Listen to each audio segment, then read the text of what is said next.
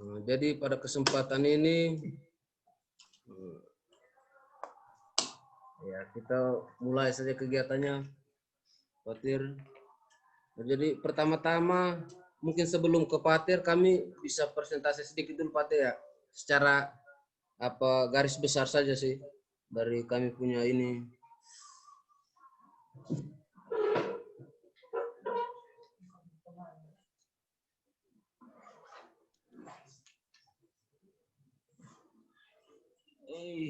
Ngumpul. Randu ini MSF balik itu flash disk.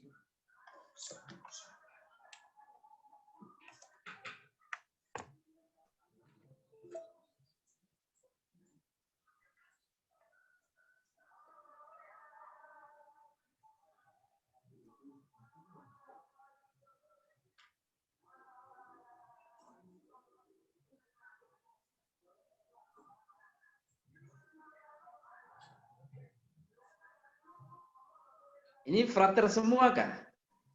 Ya Patir. Ya. Frater kah? Ya Patir, frater semua ini. Tingkat berapa? Satu? Tingkat satu. Ya tingkat 1, ada yang ya ada yang sudah selesai. Kenal dengan Pak Borgias kah? Ya itu dosen kami Patir. Oh ya, salam dan tentunya. Oh ini ada Ancelo ini, Malang. Ya Patir. Ada frater MSF juga ikut ya?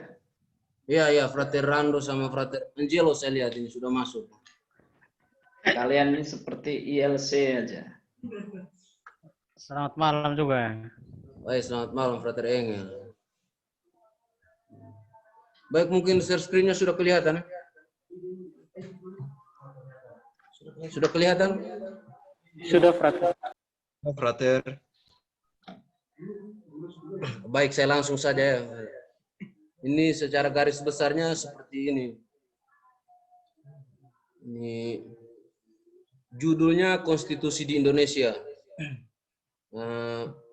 Topik praktik penegakan hukum berdasarkan Undang-Undang Dasar 1945. Nah, contoh kasus di sini itu penolakan pembangunan gereja di Karimun, Tanjung Balai, Kabupaten Kepulauan Riau. Februari 7, 2020.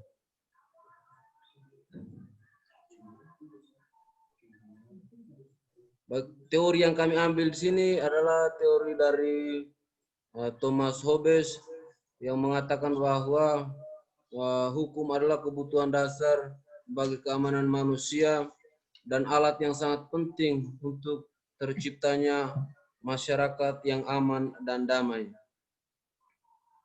Nah, di sini kami ini sebagai kesimpulannya kami bahwa dalam kasus yang kami angkat ini berangkat dari suatu keprihatinan di mana yang minoritas itu kami merasa seakan mau didiskreditkan.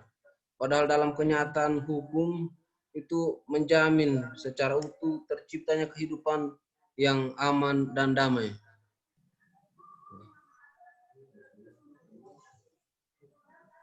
Baik Pater, ini secara garis besarnya begitu. Pada kesempatan berikutnya saya serahkan sepenuhnya kepada Pater untuk menyampaikan materinya. Baik, John. Selaku narasumbernya menyampaikan materinya.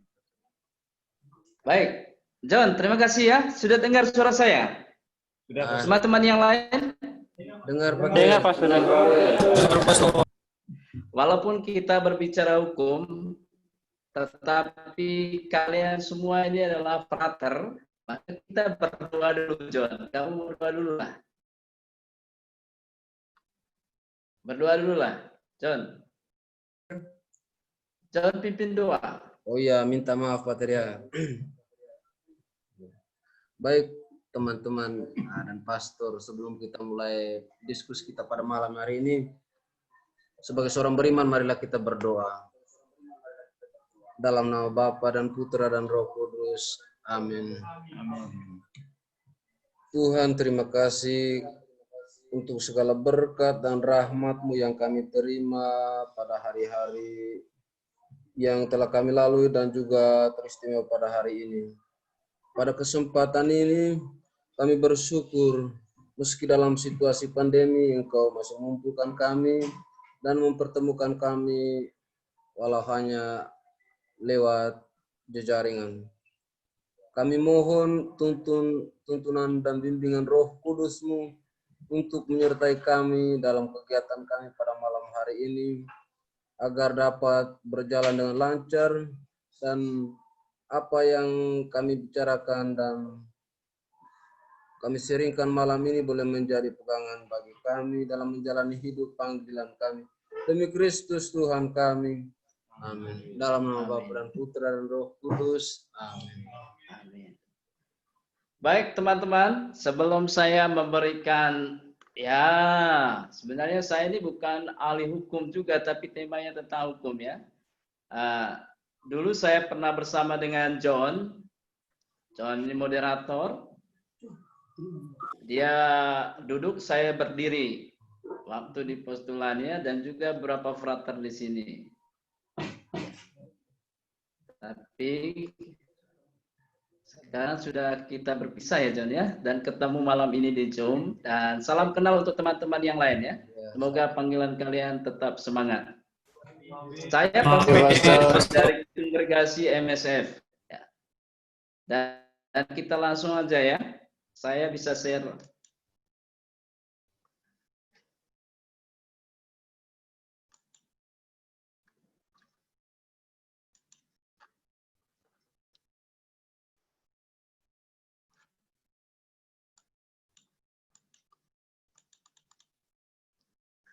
Baik teman-teman, saya mengambil judul tentang realitas pelaksanaan hukum di Indonesia. Ya. Saya terus terang, saya bukan latar belakang praktisi atau belajar ilmu hukum, tetapi kita akan belajar tentang filsafat hukum ya, sejauh yang saya mengerti, dan juga membaca berbagai literatur, dan saya membuat PowerPoint seperti ini. Ya. Yang pertama bahwa kita mengerti tentang hukum. Mengapa ada hukum? Pasti dalam pengantar filsafat ya sudah belajar tentang filsafat Yunani, Aristoteles, Plato, Socrates dan segala macam itu. Pasti teman-teman semua masih segar dengan tokoh-tokoh yang seperti ini ya. Aristoteles mengatakan bahwa manusia itu makhluk politik, zoon politikon ya. Ya, ketika masyarakat kota itu harus diatur dengan peraturan-peraturan dan dasar hukum. Tadi si John menyinggung tentang Hobbes. Konsep Hobbes tentang negara itu adalah negara itu kontrak antara pihak pertama dan pihak ketiga. Tetapi di tengah-tengahnya itu ada sesuatu, ya, memberikan hak mereka kepada sesuatu yang lebih memiliki power. Ya, memiliki power. Dan power itu adalah Leviathan. Dia memiliki konsep homo homini lupus, manusia serigala bagi yang lain. Nah ini karena persaingan ya, manusia itu bawaannya persaingan. Lalu kemudian manusia itu makhluk sosial masyarakat. Manusia yang kompetitif dan juga manusia yang bermasyarakat, bersosial, berorganisasi. Ini dua tokoh ini. Nah, karena manusia itu bersaing, manusia itu sekaligus juga masyarakat, maka perlu hukum. Ya, Leviathan perlu kekuatan, menengahi. Kalau tanpa ada kekuatan, manusia akan menjadi serigala, ya, bagi yang lain. Ya, semoga John tidak menjadi serigala bagi temannya. Ya, manusia sama sekali tidak terlepas dari hukum. Manusia pasti dalam biara juga ada hukum. Ya, kalau kita berbicara tentang Indonesia, pasti harus kita berbicara juga bagaimana para frater mentaati aturan-aturan atau konstitusi biara, hukumnya sendiri ya. Itu perlu juga refleksi bagi kita. Ya. Misalnya contoh Cicero, seorang yang sangat berpidato berbakat itu, pengertian hukum menurut dia adalah hukum itu akal tertinggi. Jadi hukum itu potret ya rasionalitas masyarakat.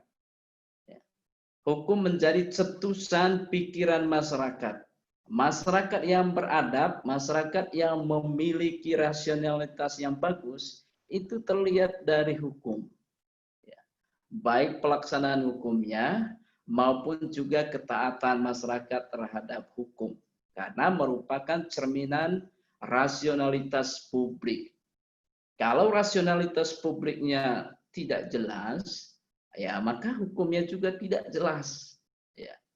Lalu contoh yang kedua, sebenarnya banyak sekali pengertian tentang hukum. Hukum ialah menurut Durkheim, hukum adalah suatu kaidah-kaidah yang bersanksi, yang berat ringannya tergantung pada suatu pelanggaran, anggapan-anggapan dan keyakinan masyarakat tentang baik buruknya sebuah tindakan.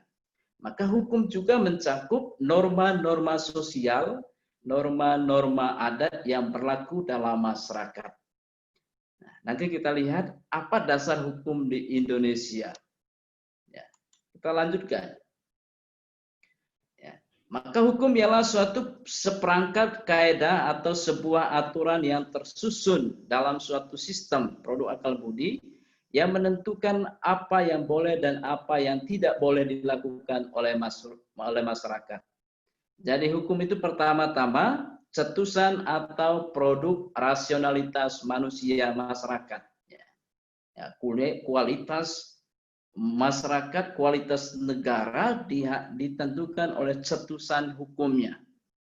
Nah, isi dari hukum itu tentang norma-norma, peraturan-peraturan yang tentu saja harus tertulis, yang mengikat masyarakat yang menganutnya. Nah, hukum itu yang berlaku, hukum positif itu harus tertulis. Sehingga menjadi kesepakatan. Kalau tidak tertulis, maka nanti ada konsekuensinya.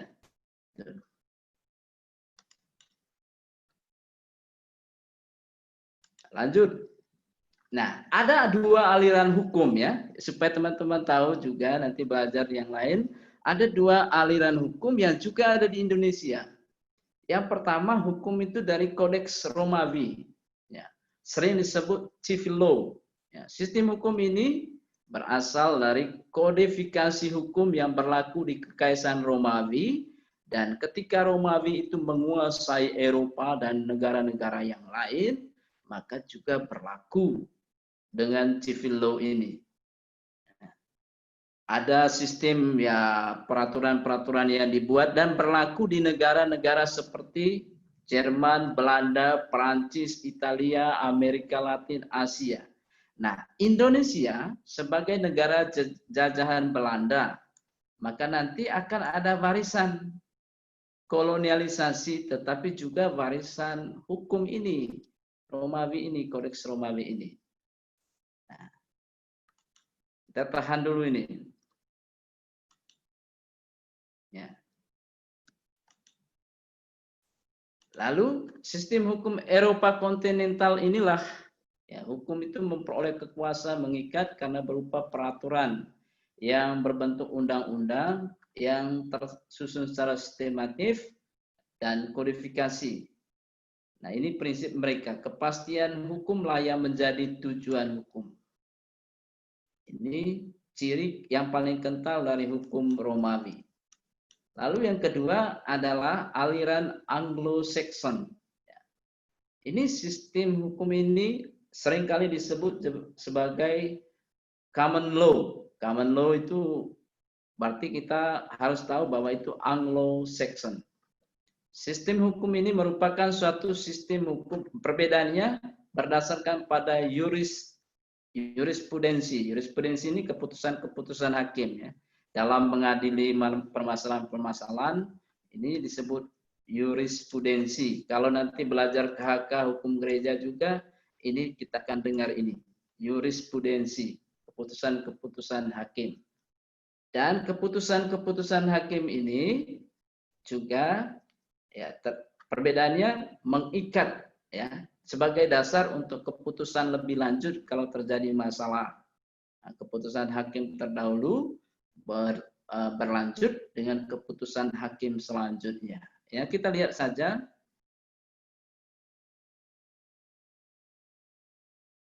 Apa ini?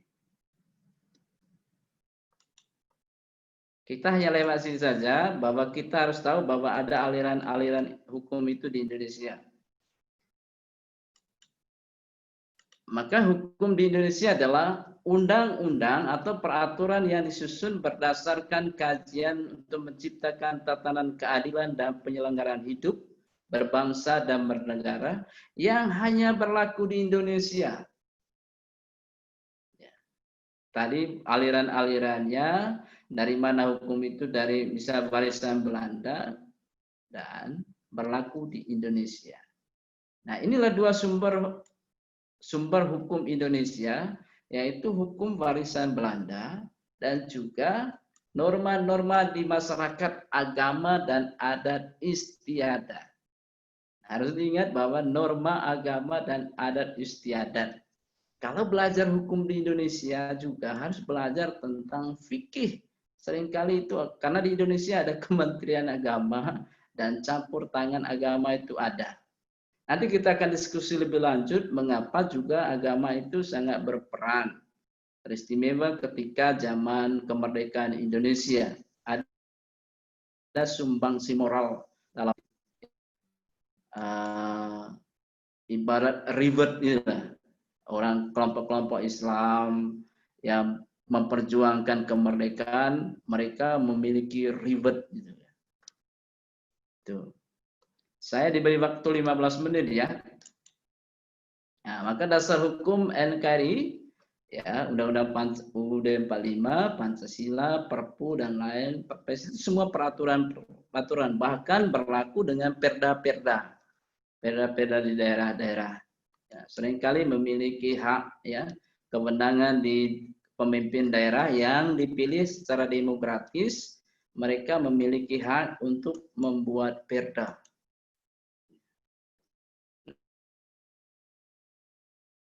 Itu maka sebagai masyarakat hukum, saya termasuk kita semua, ialah kita tinggal di wilayah hukum tertentu. Maka kita semua juga terikat oleh peraturan yang berlaku di Indonesia ini. Nah, maka kesadaran akan hukum itu penting. Seringkali masyarakat tidak tahu menahu tentang peraturan-peraturan hukum yang berlaku di Indonesia. Pokoknya buat semua sembarangan baru, tidak perlu sertifikasi, ya susah. Indonesia, masyarakatnya tidak mengerti hukum, maka bisa juga mempengaruhi pada pelaksanaan hukum. Ya. Maka sampailah kita tadi salah satu contoh yang disampaikan oleh John terkait masalah yang gereja di Marimun itu ya, di Kuskupan mana itu. Contoh persoalan tadi seperti itu, hukum terlihat tumpul ke atas tapi tajam ke bawah. Ada main hakim sendiri, seperti tadi di Gereja Marimun. Nah, ada ketimpangan juga, adat istiadat dan peraturan agama yang melebihi hukum negara. Ya, kekuasaan menguasai hukum. Ada istilah power tend to corrupt gitu ya. Ini realitas yang terjadi di negara kita. Maka pertanyaan tadi kemarin diberikan pertanyaan, apakah memang benar hukum itu yang keliru atau bagaimana? Bagaimana realitas hukum di negara kita? Bagaimana? Menurut saya gini, sebenarnya produk hukum kita itu bagus, bukan hukum yang salah. Tetapi moralitas penegak hukum di Indonesia yang tidak baik. Yang kedua, bahwa kesadaran hukum masyarakat ya, mungkin lebih besar ya. Tunggu dulu. Kesadaran hukum atau rasionalitas publik masyarakat juga rendah. Lalu yang berikut, partai politik yang oligarkis. Tentu saja Anda tahu bahwa apa yang dimaksud dengan oligarki. Ya. Oligarki di mana ya persekongkolan antara para politisi dengan kelompok kapitalis. Ya. Politik sebagai alat penguasaan ekonomi. Ini seringkali terjadi. Ya, agama-agama itu sebagai alat politik. Sebenarnya isinya tentang penguasaan ekonomi. Nah, ini watak. Nah, dan lebih diperkuat lagi kenapa persoalan banyak hukum, watak parpol, partai politik di Indonesia itu bersifat oligarki. Ya, kita semua lihat bahwa selama ini justru kader-kader dari para kader-kader partai itu yang masuk di sel, penjara dan segala macam. Ya, parpol sebagai perusahaan keluarga. Dan kalau kita tahu bahwa juga cetusan undang-undang itu merupakan produk dari orang-orang yang tergabung dalam partai ini, legislatif. Ya, mereka membuat regulasi, tetapi watak partai mereka itu adalah oligarki. Ya, maka seringkali undang-undang itu erat kaitannya dengan kekuasaan. Kekuasaan apa? Kekuasaan orang-orang yang ini, yang memiliki watak oligarkis, produk dari parpol-parpol. Parpol sebagai perusahaan keluarga. Ya, lihat PDIP itu warisan keluarga Megawati. Demokrat dikuasai oleh Cikeas dan juga berbagai kepentingan sektoral lainnya. PKS kepentingan sektoral. Untung kita dulu punya Katolik itu punya partai Kontas, partai apa untuk tidak diteruskan ya. Tapi lihat PKS berbasis kepentingan sektoral agama. Nah, hubungan erat antara politikus dan kapitalis itu oligarkis. Apalagi di Indonesia multi partai. Kalau demokrasi di Amerika itu partai, cuman Republik dan Demokrat. Ya, Indonesia ya multi partai. Multi partai dengan wataknya seperti ini, maka partai itu hanya sebagai tempat untuk menjarah. Ya.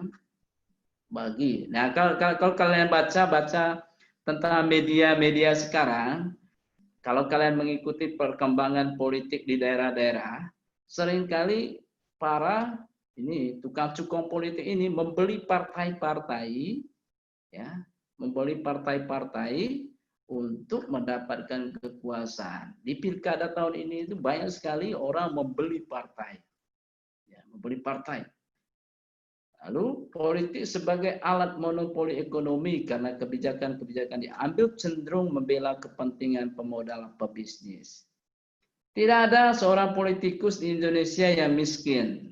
Dia pasti seorang pebisnis, seorang yang memiliki modal. Kalau Anda tidak punya modal, jangan pernah masuk di bidang politik. Ya. Cukup aja menghayati kaum kemiskinan cukup ya. Kalau tidak kaya, jangan pernah masuk di bidang politik. Karena politik di Indonesia untuk orang-orang yang memiliki banyak duit. Nah, cukup menghayati soal ketaatan, kemiskinan kita, dan bangga dengan itu. Ya. Kalau mau jadi politisi, Anda harus kaya dulu. Nah, ada kecenderungan politik bebas nilai. Ya. Bebas nilai berarti seringkali moralitas atau etika itu dikebiri dari politik. Bahwa politik itu hanya untuk, Machiavellian bilang itu ya hanya untuk merebut kekuasaan. Sebagai alat untuk merebut kekuasaan apapun caranya. Dan watak Machiavellian ini itu yang sering ada di Indonesia. Kalau kita lihat kemarin ketika Pilpres, ya, nuansanya cukup Machiavellian. Ya, sudah nyata-nyata kalah, tapi ya, tetap semangat untuk mendapatkan kekuasaan. Maka perlu ya untuk kita sebagai solusinya, sebagai warga negara, kesadaran akan hak sebagai warga negara di negara hukum RI ini perlu. Semua warga dilindungi hukum dan memiliki kesamaan. Ya. Mungkin kita merasa sakit hati ketika 6 warga FPI ditembak. Ya. Tetapi karena equality before law itu harus memiliki kesamaan, ya maka Komnas HAM, Kontras itu tetap memperjuangkan mereka itu. Karena HAM, walaupun kita merasa, wah ini mereka ini benar-benar sebagai provokator dan segala macam, tetapi karena manusia HAM, maka Kontras dan Komnas HAM itu turun. Ada kesamaan hukum. Mau kamu penjahat, mau apapun, harus ada advokat pembela hukumnya. Nah, itu karena kesamaan di hadapan hukum. Nah, kewajiban kita adalah mematuhi hukum yang berlaku. Kita perlu melek hukum juga. Peraturan perundangan, ya tanggap. Ya, saya kira itu aja dari saya. Silakan nanti kita berdiskusi, ya. Berdiskusi bersama-sama. Karena waktunya cuma 15 menit untuk saya memberikan materi, ya. Gitu. Itu dari saya, teman-teman. Apakah mendengar suara saya? Ya, itu dari saya, ya. Terima kasih banyak. Silakan nanti kita berdiskusi. Saya juga mendapat pencerahan dari teman-teman, para frater yang lagi nge-fresh belajar filsafat dan juga pasti banyak wacana-wacana. Ya, kami di paroki ini, walaupun saya di IKN sekarang di Ibu Kota Negara Indonesia Balikpapan, ya, kapan-kapan ke Balikpapan ya. Ya, saya perlu juga pencerahan dari teman-teman semua. Itu saya kembalikan ke moderator, ke John. Baik, Pastor.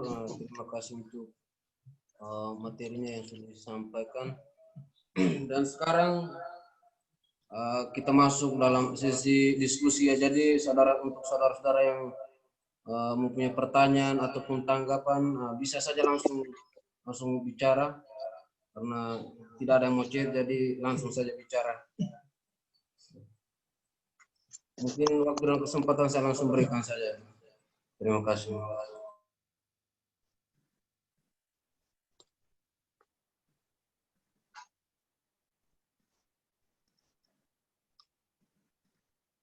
Kalau tidak ada pertanyaan ya senangku.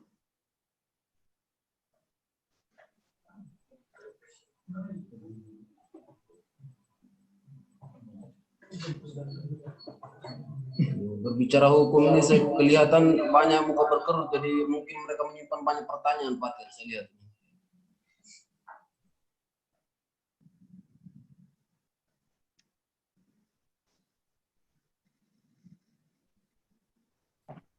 Selamat malam, Romo. Salam, Ren, Mario. Saya dengan Ignatius, Romo. Oh iya. Ignas, salam kenal ya. Salam kenal juga, Romo. Terima kasih untuk waktunya. Sebenarnya saya cuma mau lihat. Sebentar ya, Mas. Coba di sini.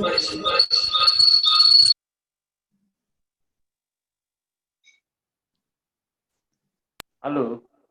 Ya. Saya mau ini aja sih, Romo, lihat dari materi Romo tadi. Memang saya lihat menanggapi dari kesimpulan ini memang secara ini tatanan hukum kita Indonesia ini sebenarnya cukup baik ya dan berintegritas, tapi sepertinya di sini yang saya lihat memang si penegak dari regulator sendiri ya, penegak hukum itu sendiri yang memang moralnya memang sudah dibelokkan ya, jadi sehingga nilai-nilai hukum ini jadi dikalahkan oleh kalangan-kalangan politik dan juga para oligarkis ya. Jadi sehingga kepentingan-kepentingan ini semua di atas segalanya, sehingga hukum di Indonesia ini tidak bisa jalan ya. Jadi hanya di permukaan saja seperti itu. Jadi ya memang perlu ada pembenahan dari moral dari manusianya terlebih dahulu, yang terutama yang ada di atas sana, sehingga itu bisa menularkan kepada masyarakat sampai kepada kita. Terima kasih, Romo.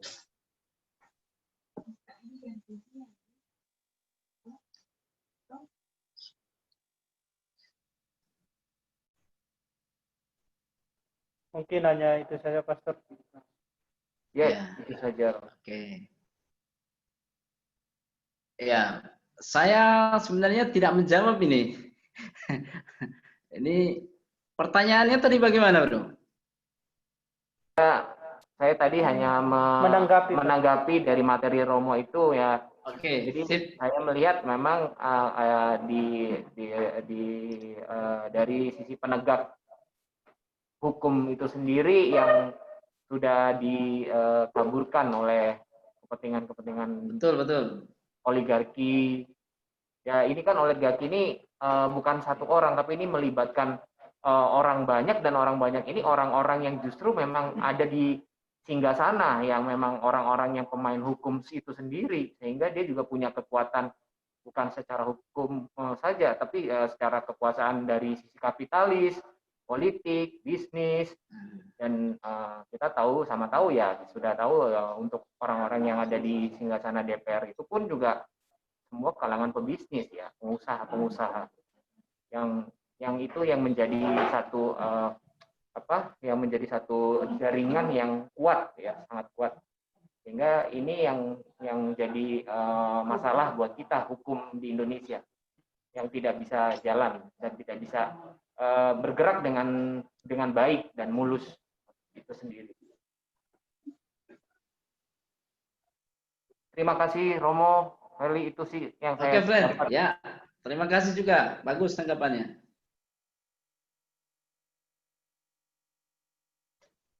Ya.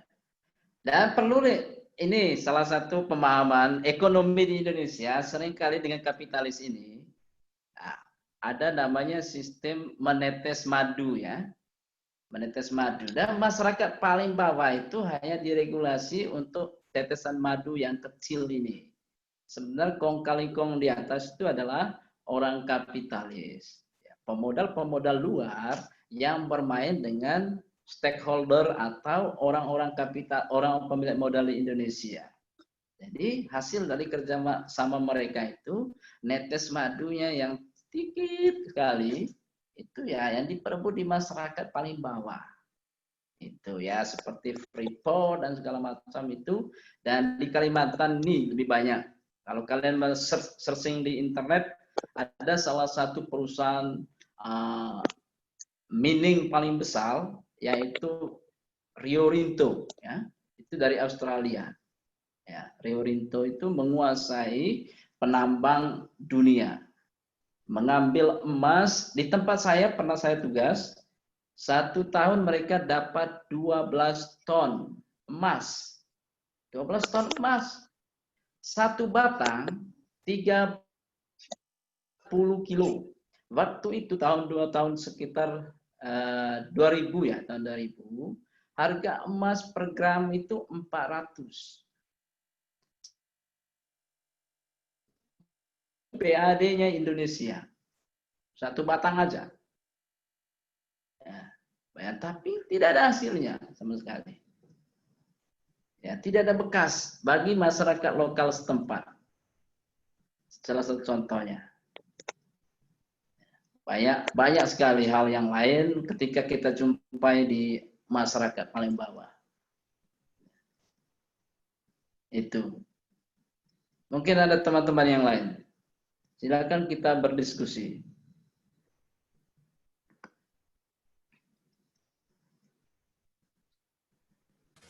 Katakan.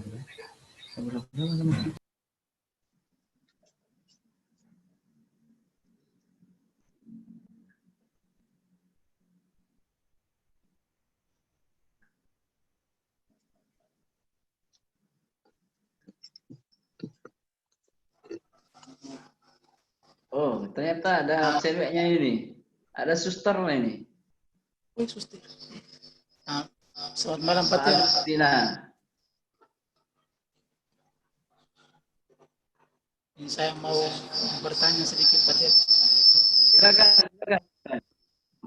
Yanto. Yanto. Oh, saya.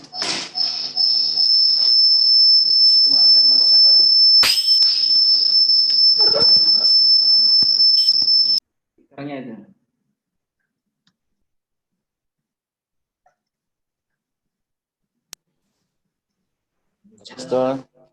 Dengar. Saya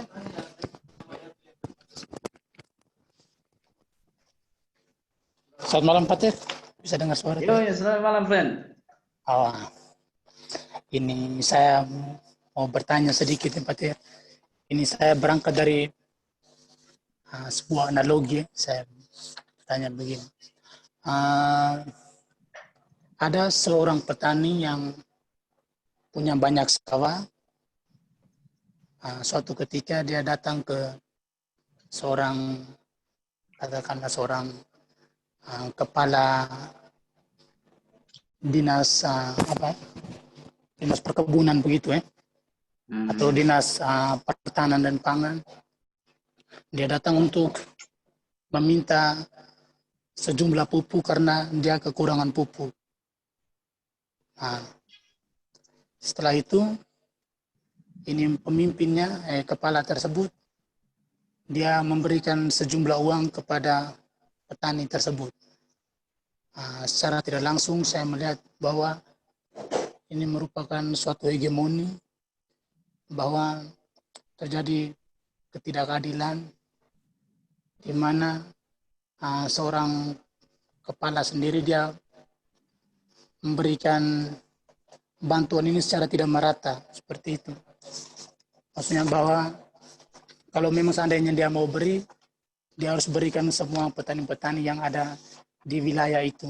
Maksudnya seperti itu. Karena ini hanya ada seorang petani yang datang dan dia hanya memberikan sejumlah uang dan bukan beri pupuk juga. Kita juga tidak tahu dia pulang dia beri pupuk, dia beli pupuk atau tidak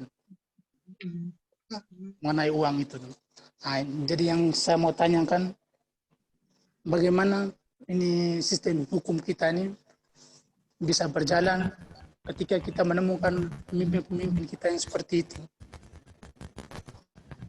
Bagaimana cara kita membuat hukum kita ini menjadi hukum yang sebenarnya sudah ada, yang sudah baik tadi itu bisa berkembang dan bisa berjalan dengan baik. Mungkin hanya itu saja Pak Tir. Terima kasih.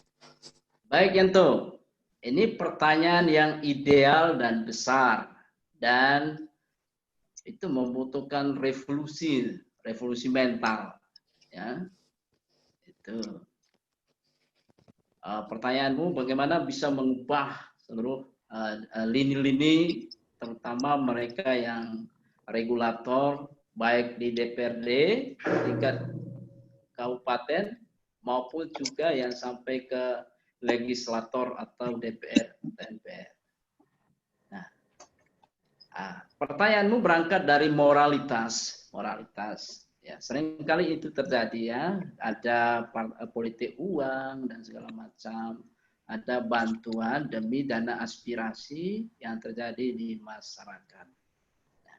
Bagaimana mengubah sistem yang sudah ya, siapapun yang masuk ke dalam sistem ini akan juga sama dengan sebelumnya.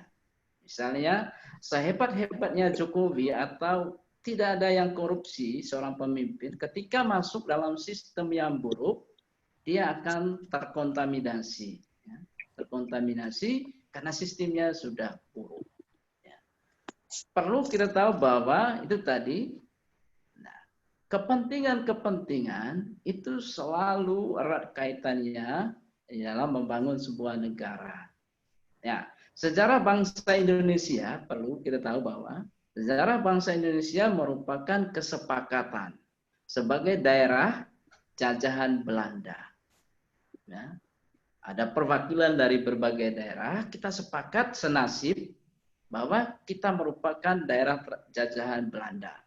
Ya, Malaysia sebagai jajahan Inggris menjadi negara sendiri dan Timor Leste yang merupakan latar belakang jajahan Portugis, akhirnya mereka disintegrasi lagi dengan Indonesia. Nah, ketika ini ya ada kepentingan, mulai kepentingan agama, mulai kepentingan segala macam itu masuk dalamnya. Bagaimana ini mengubah? Pertama, kalau kita mau mengubah, ya perkuat literasi masyarakat. Di Indonesia bagus ada lembaga bantuan hukum. ada LSM, ada gereja-gereja juga, GPIC ada. Kalau teman-teman nanti misal OFM, SPD sudah bergerak di GPIC. Kalau teman-teman nanti setelah jadi pastor, punya kepedulian terhadap hukum, bergeraklah di bidang ini untuk mengadvokasi. Ya. Mengubah sistem yang besar, yang supra, seperti negara ini, itulah tidaklah gampang. Ya, tidaklah gampang. Tetapi dari pendidikan, dari lembaga-lembaga pendidikan, literasi masyarakat itu perlu diperkuat. Kalau tingkat intelek masyarakat ya seperti di Eropa semakin bagus intelektual masyarakatnya atau rasionalitas publiknya, nanti juga semakin kritis, ya semakin kritis dan semakin sadar akan hukum. Begitu terjadi pelanggaran dan segala macam itu ada respon dari masyarakat karena tingkat kesadaran mereka sudah naik. Ya, sementara kita literasinya masih turun, daya baca masyarakat, ya pokoknya culas lah, ya masyarakatnya. Nah kesadaran itu harus dinaikkan standarnya. Nah dengan naiknya standar nanti lumayan pelan-pelan Indonesia akan naik standar komunitas sosialnya atau rasionalitas publiknya semakin mulai ya. Nanti lambat laun akan terkikis, ya atau kadrun atau apa istilahnya itu ya, kecebong dan apa istilah kemarin. Ya, lama-lama dikikis karena rasionalitasnya itu mulai akan berkembang. Ya, gitu. Maka perkuat literasi sangat penting untuk tercapai ideal itu tadi. Bagaimana suatu sistem yang supra hebat negara itu bisa diubah. Ya termasuk ya program Jokowi itu on the track. Revolusi mental itu bagus, tetapi ya karena partai tadi oligarkis, sistem bagi-bagi kepentingan itu masih terjadi sehingga hasilnya kurang terlalu maksimal. Itu Yanto. Sip.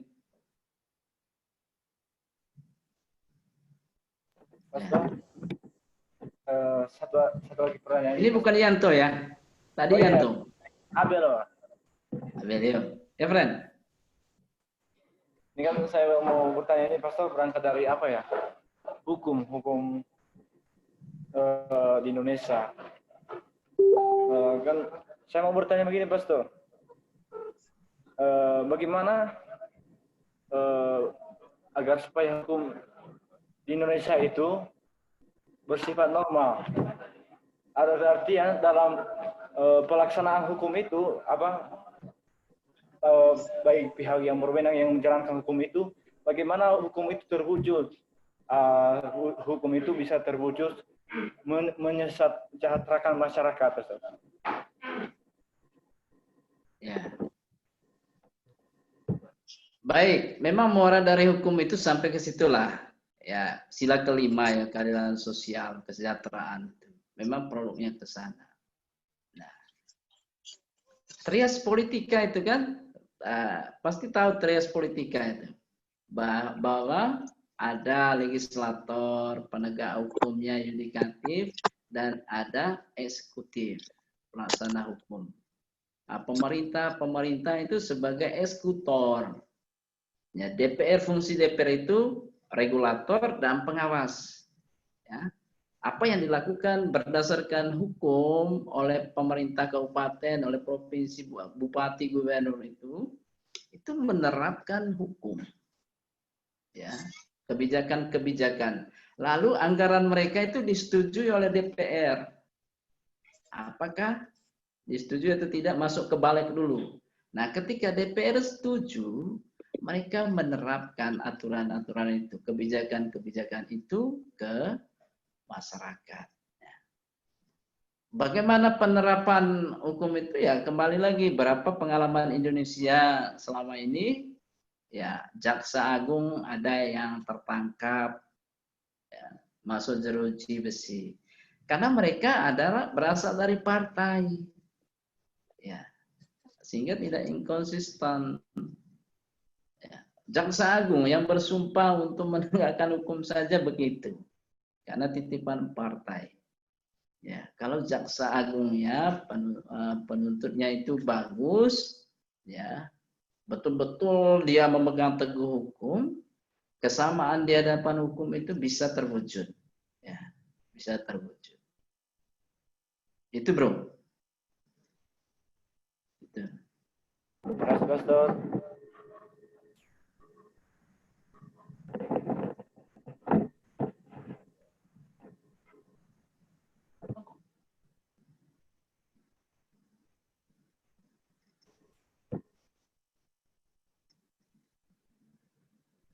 Silakan bro. Kalau tidak ada pertanyaan ya ada pendapat atau apalah.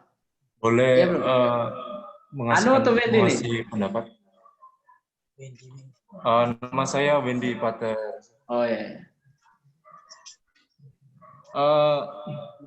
Pertama saya mau melihat dari kasusnya dahulu. Kalau saya tidak salah ingat, kasus gereja di Karimun itu adalah penolakan renovasi gereja. Bahwa gereja itu yang ada di Karimun adalah bangunan yang tua yang didirikan pada tahun 1928. Dan karena gerejanya kecil dan umat tidak tertampung, maka ada kalau ini renovasi supaya gereja diperbesar. Tapi kenyataan di lapangan bahwa masyarakat sekitar tidak menyukainya dan menolak. Saya pertama mau melihat dari undang-undangnya dahulu, yaitu mengenai rumah ibadat dahulu. Ini dalam peraturan bersama Menteri Agama dan Menteri Dalam Negeri nomor 9 tahun 2006. Itu pada pasal 1 angka 3 berbunyi, bangunan gereja adalah bangunan yang memiliki ciri-ciri tertentu yang khusus dipergunakan untuk beribadat bagi para pemeluk masing-masing agama secara permanen, tidak termasuk tempat ibadat keluarga. Berarti undang-undang ini hanya mengatakan rumah ibadat itu yang khusus, bukan tempat-tempat rumah yang dijadikan untuk beribadah. Itu enggak boleh. Nah, gereja termasuk dalam undang-undang ini bahwa dia adalah bangunan permanen yang dipergunakan untuk tujuan peribadatan. Namun yang saya coba melihat kasusnya itu ketika saya melihat undang-undang Permendagri ini, saya menemukan sesuatu yang menurut saya ini tidak adil. Ini pada pasal 14 ayat 1 dan 2. Ini bunyinya,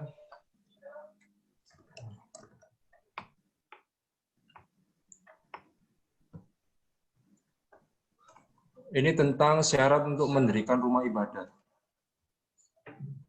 Nah, syaratnya seperti ini. Ayat 1. Pendirian rumah ibadat harus memenuhi persyaratan administratif dan persyaratan teknis bangunan gedung. Saya meyakini kalau dalam posisi gereja Katolik yang ada di Karimun, saya meyakini pasti memenuhi syarat-syarat pada ayat 1 ini. Tapi pada ayat 2 ini sedikit mengganggu. Yaitu ayat 2-nya berbunyi, selain memenuhi persyaratan sebagaimana dimaksud pada ayat 1, pendirian rumah ibadat harus memenuhi persyaratan khusus, meliputi A. Daftar nama dan kartu tanda penduduk pengguna rumah ibadat paling sedikit 90 orang, yang disahkan oleh pejabat setempat sesuai dengan tingkat batas wilayah sebagaimana dimaksud dalam pasal 13 ayat 3. B. Dukungan masyarakat setempat paling sedikit 60 orang yang disahkan oleh lurah dan kepala desa. Rekomendasi tertulis kepala kantor Departemen Agama Kabupaten Kota dan seterusnya. Menurut saya begini, dengan melihat kasus yang ada di gereja Karimun itu sebenarnya ada terjadi yang namanya equality before the law itu sebenarnya nggak bisa diterapkan dalam bangsa Indonesia, khususnya kasus Karimun ini. Saya mengumpamakan bahwa di Karimun itu mayoritas Muslim. Seandainya Katolik adalah minoritas dan berusaha untuk mendirikan rumah ibadat, pasti akan dipersulit karena adanya undang-undang ini. Seandainya jika seluruh tetangga yang ada dalam gereja Karimun di dekatnya adalah orang-orang Muslim, dan jika semua orang menolak, tidak menerima adanya bangunan gereja ini, maka sudah pasti dapat dikatakan pendirian rumah ibadat tidak dapat dilakukan. Nah, makanya kenapa renovasi pun dipersulit. Padahal undang-undang ini sungguh-sungguh berlawanan dengan undang-undang dasar yang ada di Indonesia, yang diatur pada pasal Undang-Undang Dasar tahun 1945, pasal 28E ayat 1. Berbunyi, setiap orang berhak memeluk agama dan beribadat menurut agamanya. Dan seterusnya. Negara mengakui setiap orang berhak untuk memeluk agamanya dan beribadat.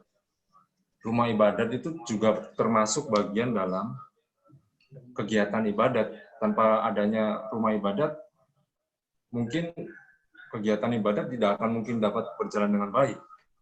Nah, di sini menurut saya ada ketidaksinkronan antara Undang-Undang Dasar dengan peraturan Permendagri ini. Jadi saya melihat peraturannya saja sudah bermasalah.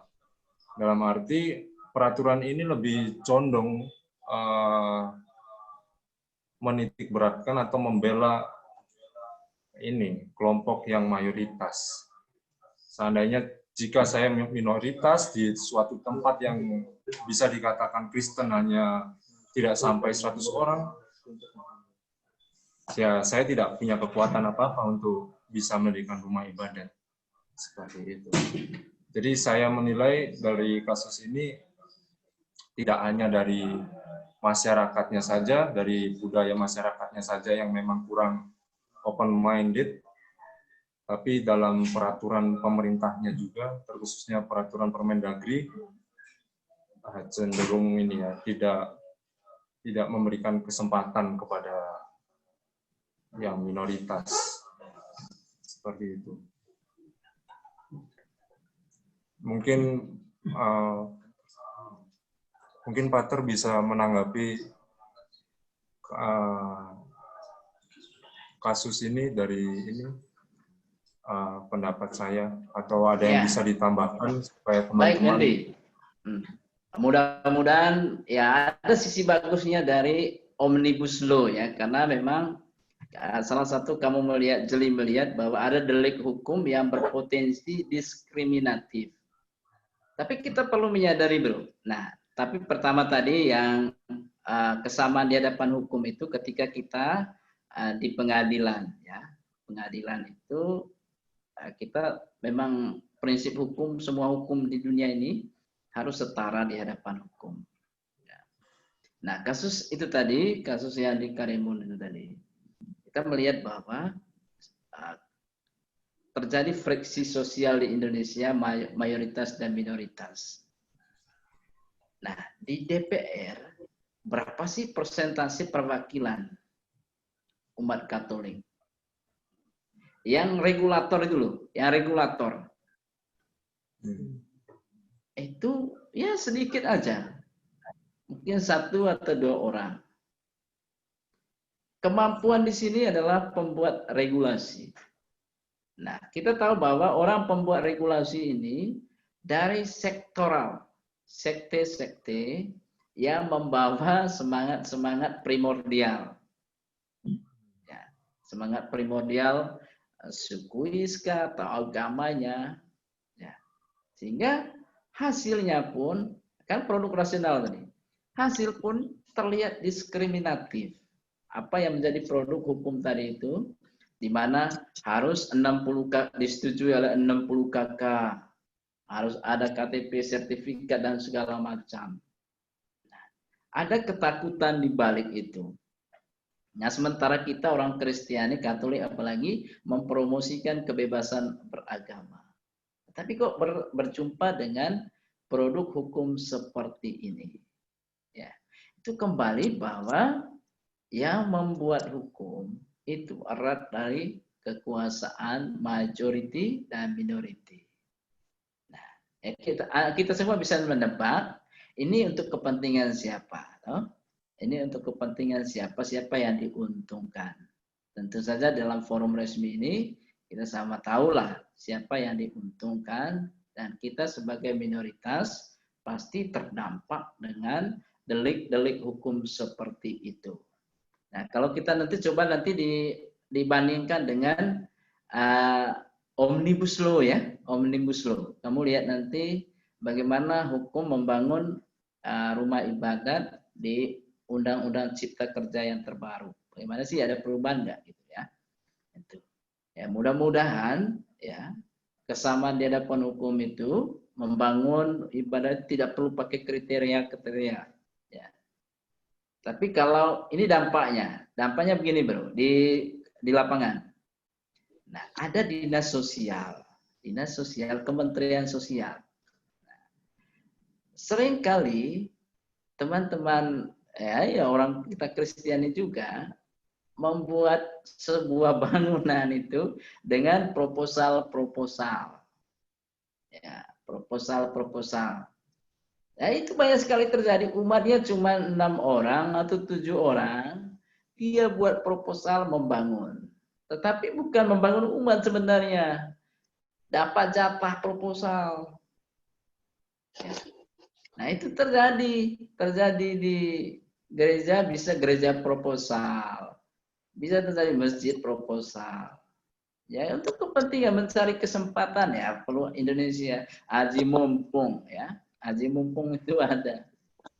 Nah, ada dibuatlah regulasi seperti itu, tapi dampaknya besar bagi kita yang menjadi minority. Maka bagaimana persoalan ini perlu perkuat dialog. Nah, lintas bawah, akar rumput. Ya, kita tidak bisa menjadi ya eksklusif saja. Kita menjadi gereja yang inklusif. Ya, kita berdialoglah dengan tetangga. Teman-teman frater ya menghargai kepala RT-nya lah. Dialog kepada RT itu pendekatan yang basic ya. Mengenal RT-nya, mengenal RT sekitar. Nanti di waktu pastoral itu ya dengan solusi ngobrol, ngopi itu bisa memecah masalah besar. Karena memang kita tahu bahwa kita menjadi minoritas dan produk majority lah hukum itu. Gitu. Itu kita harus apa? Ada campur tangan majority. Belum ada namanya ya rasionalitas publik hukum itu untuk semua warga negara. Mudah-mudahan ke depan nanti ya Jokowi itu kan memperjuangkan itu, salah satunya di Omnibus Law.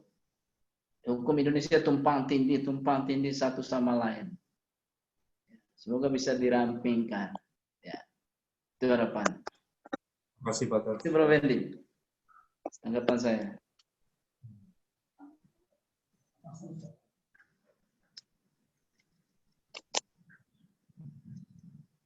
Baik. Selamat malam Romo. Ya, selamat malam Bro. Saya Ipi mau bertanya. Berkaitan dengan pemimpin yang oligarkis dan hukum yang dibuat berdasarkan bisnis pemimpin negara yang siapa diperuntungkan.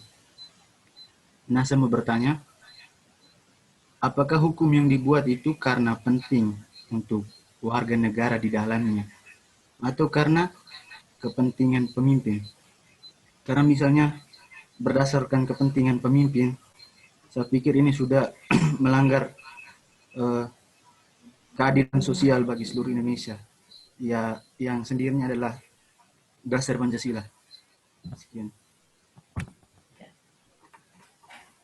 Baik bro, memang di dalam pengambilan keputusan itu kan memang screening ya, ada rancangan perpu, lalu itu di public hearing ya, didengar oleh publik, diberi seperti Undang-Undang Cipta Karya kemarin ya, mereka membuat rancangan, lalu diberikan kepada publik, tanggapan akademis, tanggapan masyarakat, bagaimana hukum itu, umpan balik. Lalu kemudian baru disahkan, ditandatangani oleh Presiden dan juga oleh DPR. Maka sahlah sebuah peraturan berdasarkan publik. Ya. Tetapi ya produk hukum itu pasti bermuara pada keadilan dan solusi masyarakat. Itu pasti, ya, itu pasti. Tetapi yang menjadi persoalan adalah pelaksanaannya. Pelaksanaan inilah itu erat kaitannya dengan integritas dan moral pemangku jabatan. Erat sekali kaitannya dengan moral dan integritas pemangku jabatan publik. Ya.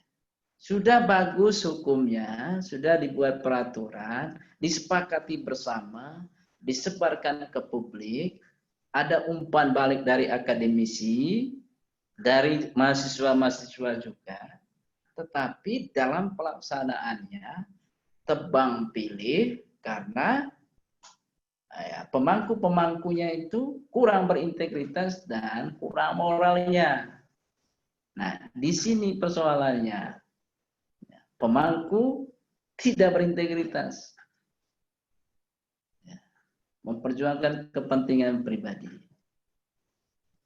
atau kelompoknya. Itu bro.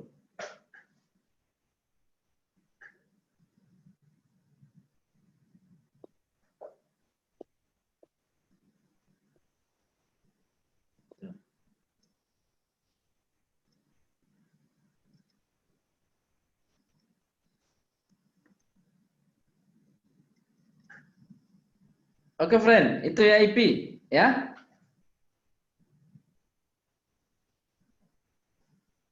Ya, Pastor, ada pertanyaan lagi nih, Pastor. Yo, bro.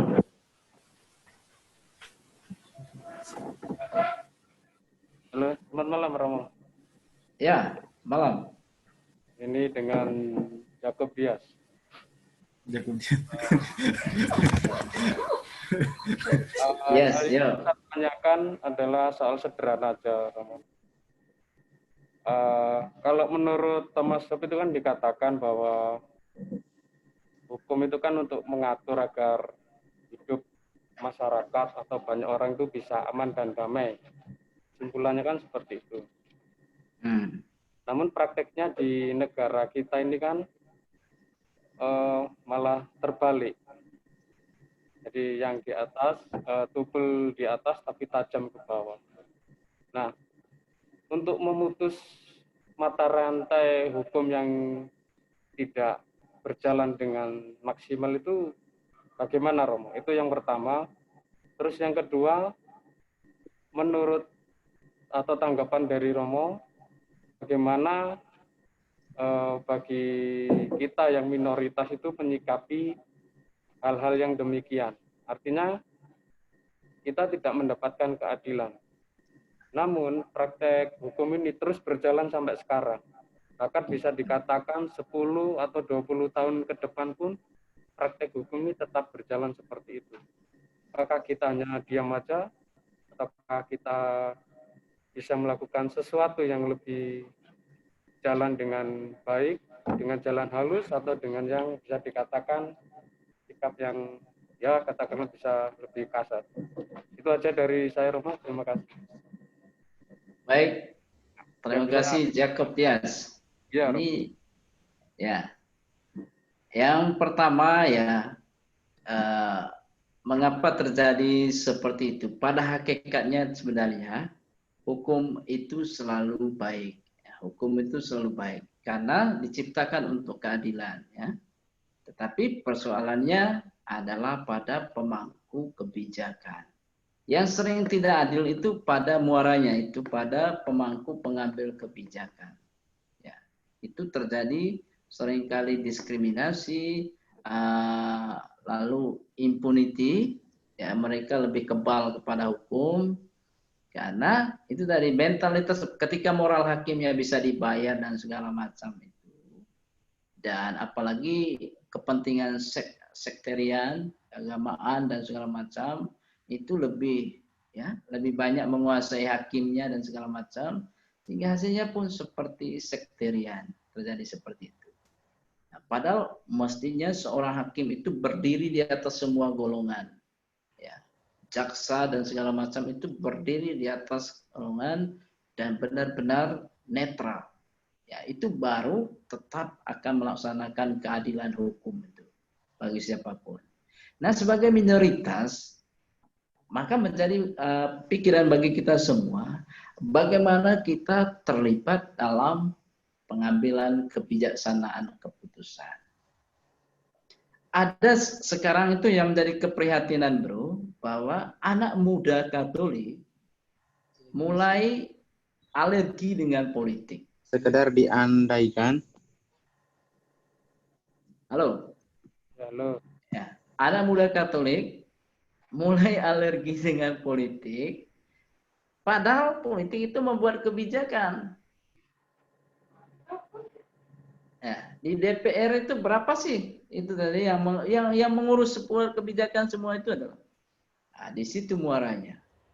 Nah, kita mendorong sebanyak mungkin umat Katolik juga untuk mengambil kebijakan. Lalu yang berikut, semangat gereja Katolik yang inklusif dan dialog itu tetap kita lakukan sebagai minoritas. Ya, sebagai minoritas kita tetap melakukan apa yang menjadi jati diri kekatolikan. Ya, Katolik universal terbuka itu jati diri kita. Kita lambat laun batu yang keras bisa pecah karena kasih, karena kebaikan, kesaksian gereja. Nah, itu pasti. Pasti juga butuh waktu prosesnya. Ya. Butuh waktu dan butuh Amerika, jangan bandingkan dengan Barat ya. Mereka merdeka itu 200-an, 300-an tahun yang lalu. Kita baru 70-an. Untuk proses menjadi maju itu berat sekali. Butuh waktu dan proses. Ya, sebagai minoritas kesamaan dan hukum. Ya, ada nuansa yang bagus. Ya, kita percaya muncul seperti Komandan Jaya DKI Jakarta yang tegas, Poldanya yang tegas, pemimpin-pemimpin daerah yang tegas itu perlu diapresiasi penegak hukum ya. Gitu. Dan kita kooperatif juga dengan teman-teman yang Muslim, yang Kristen dan segala macam, kita menjadi orang yang inklusif lah, terbuka dalam hal itu. Nah, ini yang kita perjuangkan. Dan kita tidak perlu takut. Kita tidak perlu takut untuk menjadi minoritas, tidak perlu takut untuk mewartakan kebenaran. Ya. Banyak orang Katolik, saya percaya banyak orang Katolik yang bekerja di balik layar. Dan mereka bekerja untuk tujuan yang mulia bagi negara Indonesia. Kontribusi mereka banyak. Pahlawan Katolik banyak. Kita belajar dari mereka. Ya. Ada harapan menurut saya. Itu yang kita lakukan, bro, ya. Yes. Terima kasih, pertanyaan bagus.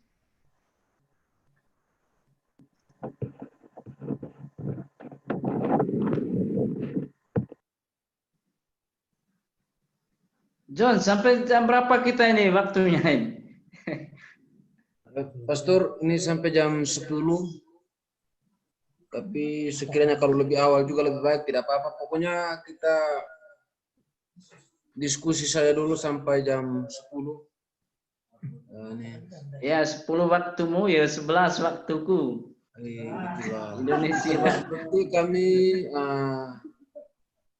memang kalau kedepannya tidak ada pertanyaan, kita langsung ini saja. Ya. Oke, tapi pada kemarin ada suara yang bertanya lagi. Selamat malam, Pastor. Saya ada bertanya. Siapa P01Y ini? Pejabat. Ya, saya Lukas, Pastor. Oh ya. Kan dalam Undang-Undang Dasar 1945 Pasal 1 Ayat 3 dikatakan bahwa negara Indonesia adalah negara hukum ya Pastor. Tapi saya melihat bahwa kenyataannya sekarang bahwa hukum itu hanya untuk golongan yang punya uang dan yang punya kedudukan. Misalnya pernah saya dengar kasus salah tangkap ini para pengamen waktu itu di Tirskala di Jakarta ya waktu itu. Dan saya melihat bahwa hukum di Indonesia ini bukan berdasarkan ini Pancasila. Jadi fondasi dasar negara Indonesia yang Pancasila itu nilai-nilainya udah mulai hilang. Dan saya melihat bahwa apa sih yang membuat para penegak hukum itu, apakah mereka takut?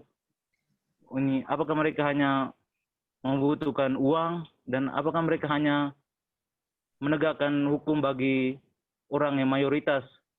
Apakah mereka takut dengan kaum mayoritas? Misalnya dalam kasus yang tadi diangkat oleh kelompok ini, apa kasus ini apa ya? Ya itu gereja yang yang diangkat yang barusan tadi. Apakah para penegak hukum itu udah menerima sogokan atau mereka merasa takut? Jadi dalam Pancasila itu yang sila kelima yang berbunyi keadilan sosial bagi seluruh rakyat Indonesia, saya rasa hanya keadilan sosial bagi orang yang mayoritas yang punya uang. Begitu sih Pastor. Yang menjadi pertanyaan saya, apakah para penegak hukum ini menjadi takut atau mereka takut pada kaum mayoritas, atau hanya mereka membutuhkan sesuatu yang misalnya uang untuk menegakkan hukum, untuk membela yang salah menjadi benar, yang benar menjadi salah. Itu sih Pastor yang menjadi pertanyaan saya. Terima kasih. Baik, friend. Ya, di Barat itu demokrasi itu jelas, demokrasi liberal itu jelas. Ada pemisahan antara agama dan negara, jelas mereka. Nah, kita Indonesia itu cukup unik. Demokrasi kita adalah demokrasi Pancasila. Demokrasi Pancasila, tetapi sumbangsi masa lalu itu lebih kuat. Sehingga tidak ada pemisahan antara agama dan politik. Seringkali tumpang tindih, ya, overacting lah. Ya, agama itu terlibat dalam politik. Ya. Nah, bisa juga politik memakai agama. Ya, paling contoh nyata itu Pilkada DKI itu. Jadi diakumulasi untuk kepentingan politik. Ya, agama dipakai. Sehingga bisa terjadi chaos, ya, kekacauan. Seringkali juga karena aspirasi politik, situasinya seperti tidak ada, karena demokrasi religius, istilah seperti itu tidak benar-benar demokrasi, betul-betul memilah ini hukum, ini politik, ini agama. Ya. Kalau di Barat kan jelas, sehingga penerapan hukumnya jelas. Ya, tetapi kita di Indonesia tumpang tindih, agama, hukum, politik itu campur baur. Ya, begitu juga kasus-kasus seperti di gereja itu, nuansanya seperti itu. Ada overacting dari kelompok tertentu terhadap kelompok yang lain. Tetapi kita tidak boleh generalisasi. Ya, kita tidak boleh generalisasi satu kasus itu memotret semua yang lain. Ya. Betul terjadi seperti itu, ya, karena tadi ada imbas politik, pemangkunya tidak netral dan segala macam itu terjadi. Ya. Tetapi tujuan dari politik itu tetap bagus. Tidak bisa kita melihat satu kasus itu menjerat semua yang lain. Ya. Nah, kasus gereja di sana itu, gereja Karimun itu imbas ya, imbas politik, kepentingan agama tadi, sektarian dan segala macam itu terjadi. Ya, dibungkus bahwa sektarian dan politik itu satu kesatuan, ya, tidak terpisahkan. Itu di Indonesia. Sehingga hukumnya juga sedikit kabur pelaksanaannya. Hukumnya bagus, hukumnya jelas mengatakan ini bahwa ditindak tegas orang ini dan segala macam, tetapi penerapannya itu. Karena tadi kabur, politik dan agama itu satu seringkali ini bersekongkol.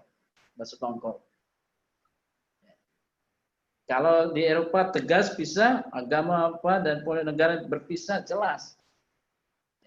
Maka polisi bertindak tegas. Nah, tidak akan ada dengar suara pemimpin-pemimpin agama sok politik dan segala macam. Ya.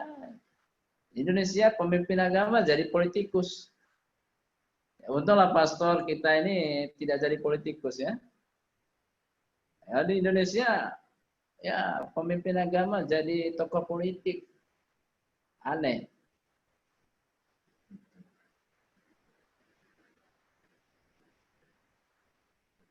Itu sering kali terjadi, Iya, bro. sih, Pastor. Ya, Ya. itu amatan saya. Ya, saya juga terima ini pendapat dari Pastor.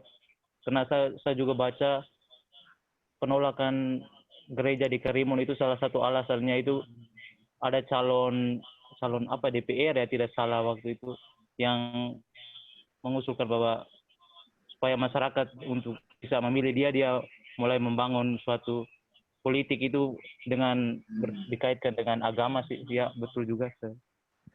Terima kasih, Pastor. Ya. Gitu, bro, ya.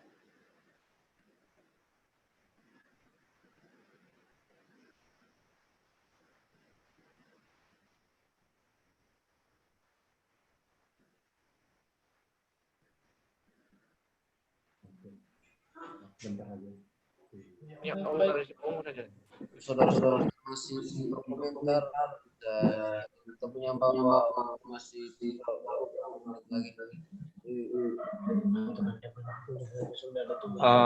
Pater, saya mau komentar sedikit soal tadi yang P01Y tanya. Kan tadi dibilang di Undang-Undang Dasar 1945. Lukas Pastor di nama Lukas. Nah, pasal 1 ayat 3 itu kan Indonesia negara hukum. Bagaimana, bro? Tadi kan kalau nggak salah saudara yang P01Y bilang kalau Indonesia adalah negara hukum. Itu ada di UUD 1945 pasal 1 ayat 3. Saya jadi ingat komentarnya Sujiwo Tejo ini yang bilang Indonesia ini sebenarnya negeri 1001 mimpi. Karena gini. Ya, betul. Karena menurut saya Pancasila itu mimpi juga. Menurut saya agak gila ini. Tapi bagus gitu. Kenapa? Pertama, Indonesia itu banyak sekali agamanya. Agama yang tidak hanya 5, tapi agama tradisional pun banyak yang tidak tercatat. Sebagai contoh, kalau mau dikupas satu persatu, Pancasila, ketuhanan yang Maha Esa, itu adalah gambaran di mana negara ini berdiri, bahwa negara ini percaya akan adanya Tuhan. Tapi kalau dilihat lagi, jangan ngomong hukumnya, ngomong Tuhannya saja sudah bentrok gitu. Lalu yang lanjut, kemanusiaan yang adil dan beradab. Ini sebenarnya ini adalah cita-cita negara untuk mewujudkan kemanusiaan yang adil dan beradab.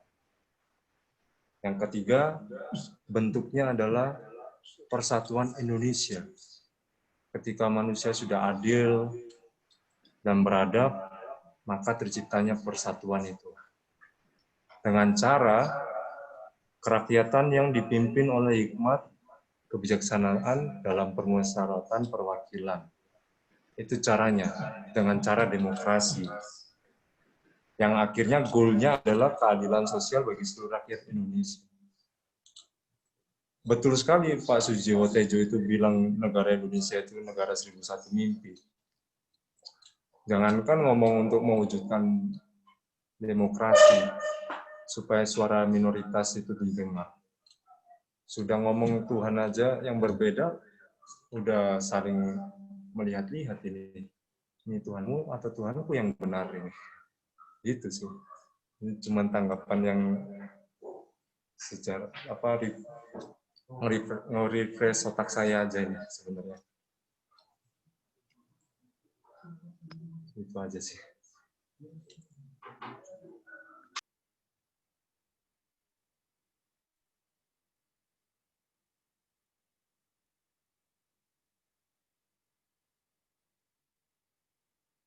Pastor, suaranya belum ada.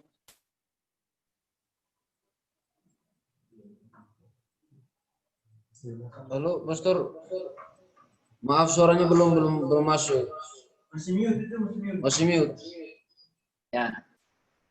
Tentang Pancasila, Wendy, nanti saya sarankan membaca bukunya karangan Yudi Latif, ya. Yudi Latif itu banyak soal mengurus tentang Pancasila.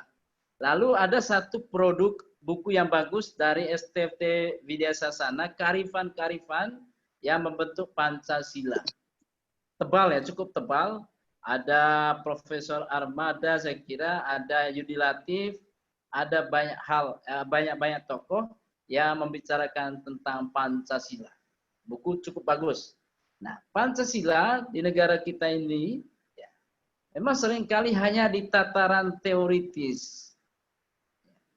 Tetapi groundnya, pelaksanaannya di tengah masyarakat itu kurang. Padahal masyarakat kita itu kaya dengan kearifan-kearifan. Ya, kaya dengan semangat-semangat kebersamaan sosial. Ya, ada berbagai istilah-istilah ya, tentang masyarakat sosial. Nah, tetapi itu tidak masuk dalam ranah kebangsaan. Kasus yang bagus ya, Papua di Surabaya. Itu kasus kemarin yang meledak. Kasus rasis di Amerika, itu ada juga di Indonesia. Ya, bahkan teman-teman di Kalimantan seringkali teman-teman di Jawa mengatakan kalian tinggal di hutan di sana ya. Padahal kota ini, saya IKN ini, di ibu kota negara ini, saya ini. Kota besar ini. Ya, itu anggapan karena tidak terbuka. Kita seringkali berkumpul dengan ini loh, prinsip ya cenderung burung yang sebulu itu cenderung berkumpul bersama. Ya. Burung yang sebulu cenderung berkumpul bersama sering terjadi dalam pergaulan. Aku lebih enak itu teman dengan koncoku sesama suku. Dalam komunitas-komunitas frater juga ada itu. Ya, itu terjadi Pancasila tidak dilaksanakan. Ya, itu perlu kita introspeksi diri ya. Juga seringkali terjadi. Betapa beratnya Pancasila. Ya, Papua, suku Melanesia misalnya contoh. Itu betapa berat juga mereka dengan suku Melayu. Ya, itu perlu penerimaan ya, penerimaan. Soal identitas keberagaman itu perlu diterima. Apalagi Wendy Chinese kan? Apalagi kamu itu, waduh, bahaya kamu itu. Saya sudah ini kenyang. Apalagi dengan istilah pribumi, dianggap kamu ke pribumi itu kan kacau itu ya. Kurang kesadaran. Padahal di masyarakat itu ada Pancasila itu bro. Masyarakat ada semangat Pancasila, tetapi tidak lebur di tengah kehidupan berbangsa. Cenderung kuat ego sektorialnya. Ya, karena tadi itu seringkali burung yang sesama bulu itu seringkali berkumpul bersama, tidak membaur. Ya inilah, mulai dari kampus-kampus, mulai dari komunitas-komunitas itu perlu Pancasila itu dihayati. Nah seringkali yang menghayati itu orang-orang kecil di bawah ya, Pancasila. Tapi seringkali pemimpin-pemimpin juga kurang menghayati Pancasila.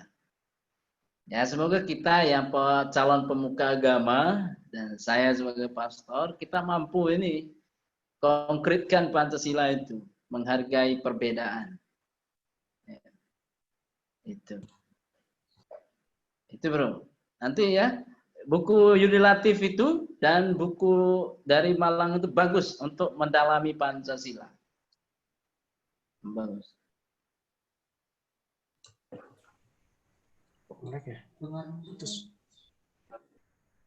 Ada lagi Pastor? Baik, terus ini sebelum melanjut ke pertanyaan berikut ini, kemungkinan ini adalah pertanyaan yang terakhir karena waktu kita masih agak ini, tapi untuk pastor mungkin waktunya sudah tidur sebenarnya. Tapi nggak apa-apa lah, ini pertanyaan terakhir.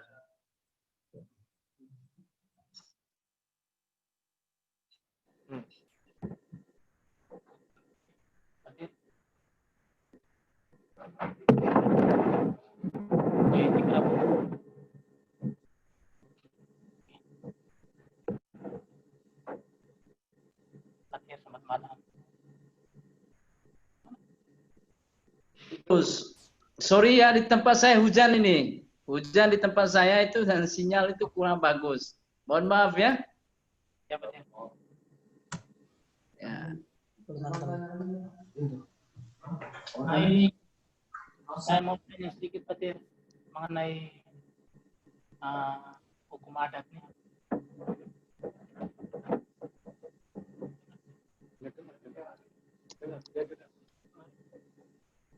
Begini Petir, saya berangkat juga dari bukan analogi, dari suatu realitas ya.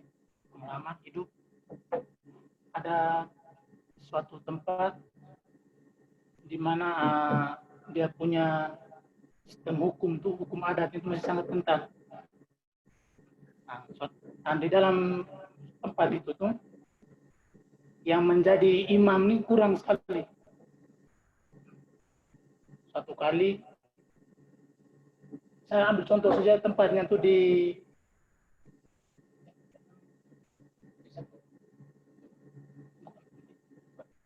macam di Bandung Barat ini ada satu desa namanya Desa Jembudipa. Nah, di dalam Desa Jembudipa ini yang menjadi imam itu hanya satu orang. Nah, setelah itu, setelah dia ditabiskan itu dia ditugaskan ke tempat yang cukup jauh dan jarang pulang. Nah, suatu ketika dia ada waktu libur untuk pulang. Terus di saat dia pulang, pas bertepatan juga dengan adanya acara adat di kampung. Dia memang termasuk orang penting juga pada waktu itu.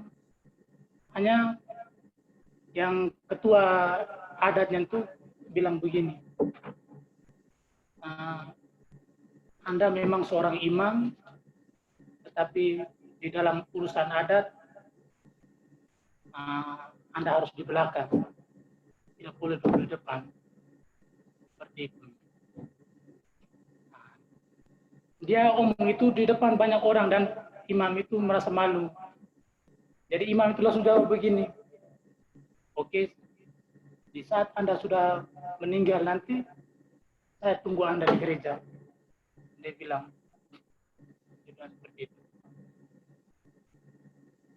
Nah, yang menjadi pertanyaan saya ini jujurnya merasa masih bingung ya Pak ya, mengenai soal bagaimana penerapan hukum adat dengan bagaimana agama yang ada di dalam masyarakat. Karena begini, ada orang yang mengatakan bahwa kami lebih dulu hadir pada agama. Seperti itu. Agama ini hadir setelah kami mengenal, kami punya nenek moyang dulu, dan agama ini kami anggap hanya sebagai perusak saja sebenarnya. Mereka bilang seperti itu. Jadi di sini saya masih mengalami kebingungan, mungkin 1-2 hal yang bisa disampaikan oleh Pak. Tanggapan sedikit. Terima kasih. Baik bro, ya kita keluar dari konteks hukum ini ya, sedikit ya. Nah itu fenomena sekarang ketika antropologisme ya, itu muncul di Amerika Latin, mulai mengkritisi gereja.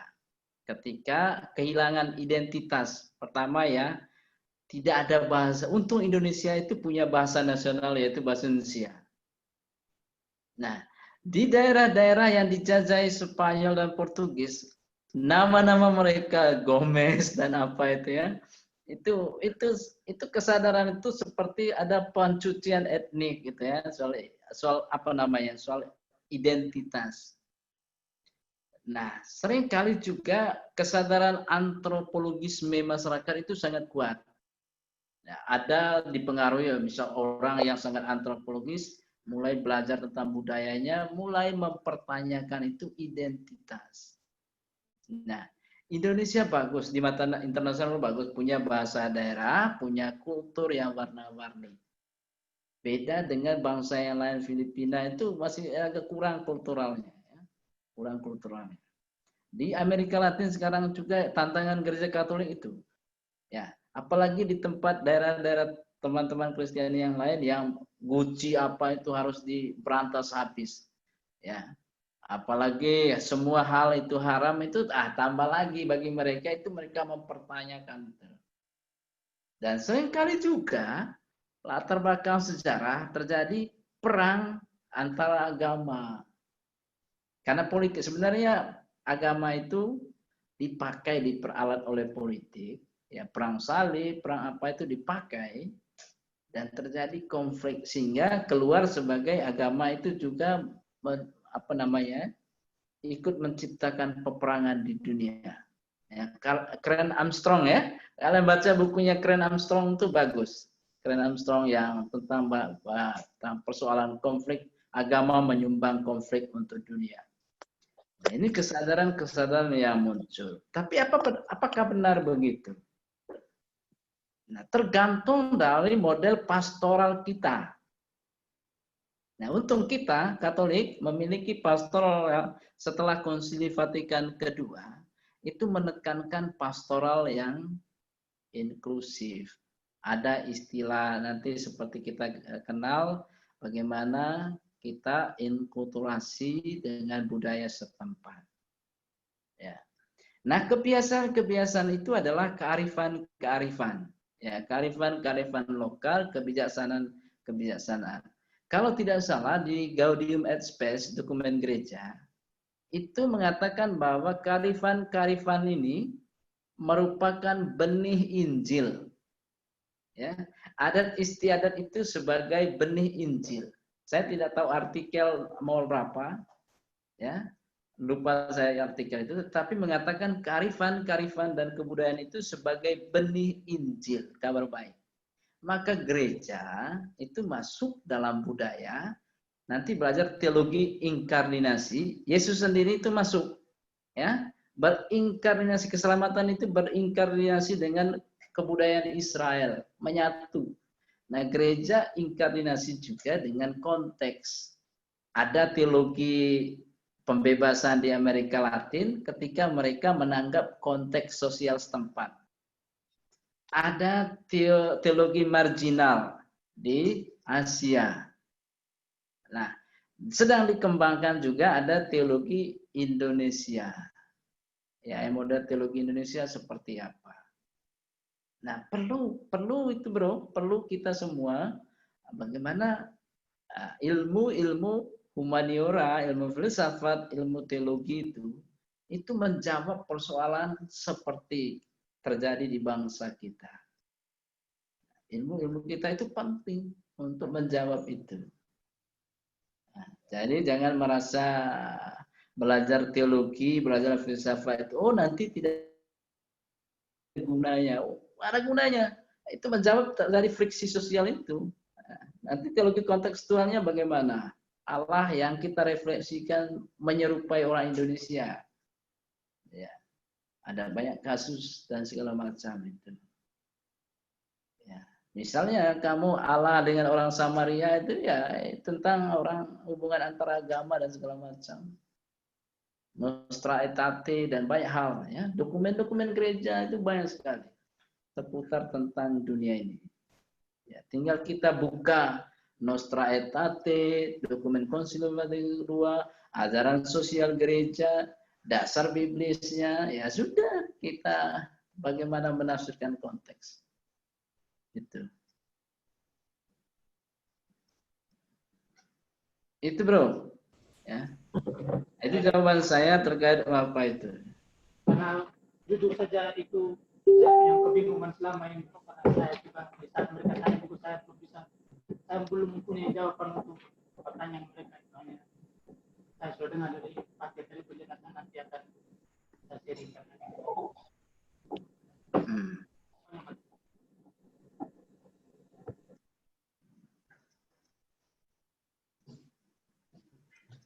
Ya, bagaimana?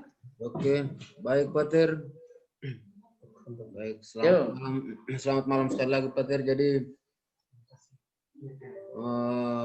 ya berbicara tentang hukum ini memang kita tidak pernah habis ya.